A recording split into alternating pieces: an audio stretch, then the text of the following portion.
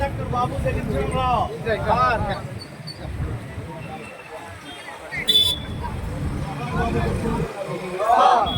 బాబు జోహార్ బాబు Jagjivan Ram G అన్నా మీరు తప్పుకోవాలి ఇది తిరగండి ఫ్రేమ్లోకి వస్తారు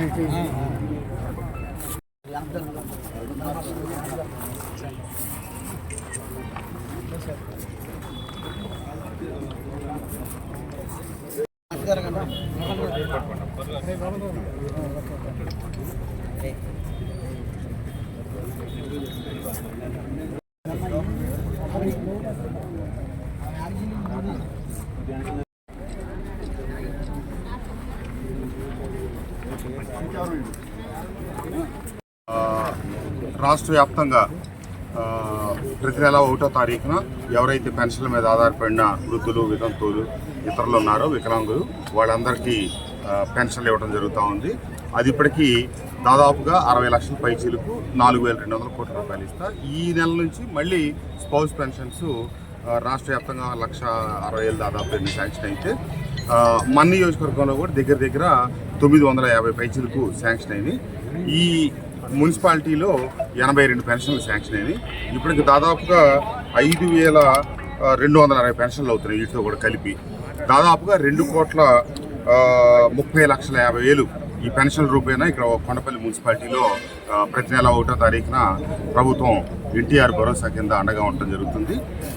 రాష్ట్ర ఆర్థిక పరిస్థితి గత ప్రభుత్వ హయాంలో, జగన్మోహన్ రెడ్డి గారి హయాంలో విచ్ఛిన్నమైనప్పటికీ దాన్ని ఒక ఘాట్లో పెడుతూ అటు అభివృద్ధి, ఇటు సంక్షేమం రెండు కళ్ళుగా చంద్రబాబు నాయుడు గారు ప్రభుత్వాన్ని ముందుకు తీసుకెళ్తా ఉన్నారు. ఒక్కొక్క పథకం అమల్లోకి వస్తూ ఉన్నాయి. రేపు అన్నదాత సుఖీభవ రైతులకి పెట్టుబడి సాయం కింద ఇచ్చే డబ్బు కూడా రేపు విడుదల చేయబోతా ఉన్నారు. అలాగే 15వ తారీఖు నుంచి స్త్రీలకి ఉచిత బస్సు ప్రయాణం కూడా మొదలవుతూ ఉంది. అలాగే దాదాపుగా 9,000 కోట్ల పైచీలకు ఇచ్చి తల్లికి వందనం కింద ఎంతమంది బిడ్డలుంటే అంతమందికి ఆర్థిక సాయం అందించే పథకం కూడా ప్రారంభమైంది. వీటన్నిటినీ అటు అభివృద్ధి, ఇటు సంక్షేమం రెండు కళ్ళుగా ముందుకు సాగుతూ ఉంది. వీటన్నిటిని చూడలేని జగన్మోహన్ రెడ్డి గారు కావాలని చెప్పి ఏదో పరామర్శల పేరుతో ప్రతి వారం ఒక కార్యక్రమాన్ని చేపట్టి ప్రజల్లో అలజడి సృష్టించి ఆందోళనలు చేయించి ఈ రాష్ట్రాన్ని ఆర్థికంగా, అభివృద్ధి పరంగా ముందుకు వెళ్లకుండా అడ్డుకునే లక్ష్యంతో జగన్మోహన్ రెడ్డి గారు ప్రయత్నం చేస్తూ ఉన్నారు. ఆయన పరామర్శల పేరుతో దొమ్మిలు చేస్తున్నారు, రెచ్చగొడుతున్నారు తప్పితే ఏ ఒక్కరిని నిజమైన పరామర్శకి వెళ్ళట్లేదు. ఆయన నిజమైన పరామర్శ కావాలంటే ఆ కుటుంబాన్ని ఒక్కళ్ళు ఆయన దగ్గర తీసుకొచ్చి 1 గంట సేపు 2 గంటల సేపు కూర్చోబెట్టుకొని వాళ్ళతో సంభాషించవచ్చు. వేల మందిని పోగు చేసి వాళ్ళతో అల్లర్లు సృష్టించి పోలీసుల మీద దౌర్జన్యాలు చేసి ఆయన సాధిస్తున్నదే ఉంది, ఆయన చేస్తున్నదే ఉంది. అంతేకాకుండా రాష్ట్ర ప్రజలందరూ గుర్తుపెట్టుకోవాలా, రాజశేఖర రెడ్డి గారు చనిపోయినప్పుడు అన్నీ ఎవరెవరు అనారోగ్యాలతో చనిపోయినా, ఏదో రకరకాల కారణాలతో చనిపోయినా వాళ్ళందరూ దిగులతో చనిపోయారని చెప్పి వెళ్ళి పరామర్శలు చేశారు.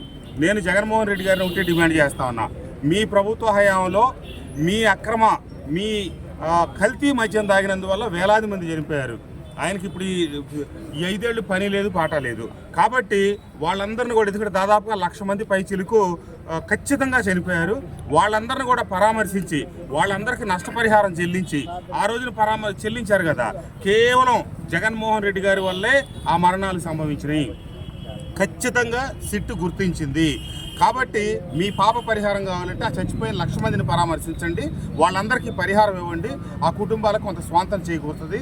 తప్పకుండా ఈ మద్యం కుంభకోణంలో జరిగింది 3,500 కోట్లే కాదు, ఇంకే చాలా ఎక్కువ ఉంది, కొంతవరకే బయటకు వస్తూ ఉన్నాయి. అట్లాగే ఇసుక కుంభకోణం ఉంది, దాంట్లో కూడా చాలా భయంకరమైన కుంభకోణం ఉంది. దాని మీద కూడా విచారణ జరిగేటప్పుడు దానికి సంబంధించిన వాస్తవాలు కూడా నాకు తెలుసు.